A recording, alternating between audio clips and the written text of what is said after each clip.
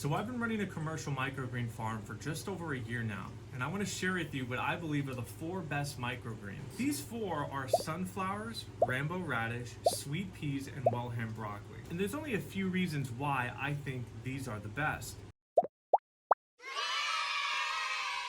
The first reason is that these microgreens are really easy to mix in common everyday meals. There are so many different microgreens out there to grow, but not all of them are as versatile as, say, broccoli, which is easy to mix in eggs, in salads, in soups, on burgers as a substitute for lettuce. Some of these flavors are familiar, like peas. Who hasn't eaten peas? Well, sweet peas taste like peas. They're just longer and crunchier, and these are also really easy to mix in especially salads, but you can stir fry them, you can mix them in with pasta.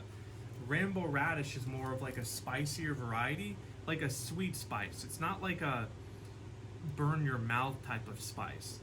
And that makes it unique, and it also can be used in a variety of foods. Now, sunflowers aren't as common, and when you think of sunflowers, you think of the flower, right? You don't, I mean, maybe sunflower seeds, but you don't usually think of eating the flower, when in fact they're packed with vitamins, minerals, micronutrients. And I think that gives it sort of another appeal of its own, being unique, something new and different people can try. So I've also found this one is great. Okay, now the second reason why I think these 4 are the best is because they're pretty easy to grow. You can find a lot of tutorials already on YouTube showing you how to grow these. And while some of them have some different traits to them, so I mean, rainbow radish tends to grow a lot faster than the rest. Sunflowers tend to be in germination a little bit longer. Sweet peas tend to grow better in a pro mix versus coconut coir. So there are some little differences between them, but overall, it's straightforward and easy to grow. Now, the third reason why I think these 4 are the best is because there's many different types of customers who will buy them. Some microgreens are mainly purchased by, say, restaurants like basil, like red cabbage, or beets, whereas a regular consumer will purchase, say, broccoli. I sell more broccoli than actually all of these other types, and it's just, common. People like broccoli. They can comprehend using broccoli in their foods. But here's the thing, restaurants also like broccoli. Restaurants like all of these other varieties. So that's good if you're just starting, and especially if you want to sell them, because you're going to want to grow a product that has a wider market. And these 4 have a great range of the types of people who want to purchase them. Now, the fourth reason why I think these are the best, and particularly I'm thinking broccoli, sweet peas, and radish, we'll leave the sunnies out for this, is that they're versatile in other products. You don't have to sell these as just a single microgreen type. I sell in 2 ounce, 8 ounce, and 1 pound options, and this is a 2 ounce clamshell. But you can also mix them with other types and make new products. So I sell a bunch of different varieties of lettuce, and I use all 3 of these in different mixes. And my customers have also loved these mixes. They like being able to get broccoli and radish microgreens with, butter crunch or pomegranate crunch, or I also grow some spinach.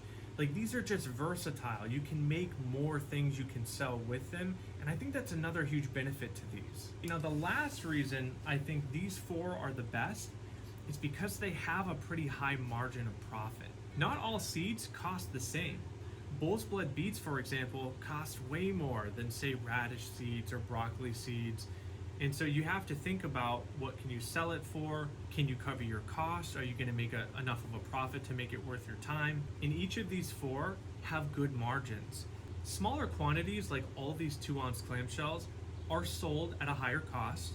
And obviously, the more someone buys, the cheaper the price becomes. So I'm going to sell a pound of sweet peas far less than I will sell 3 ounces of sweet peas. And across the spectrum, again, the margin is good. And so I think that's also another reason why these are awesome.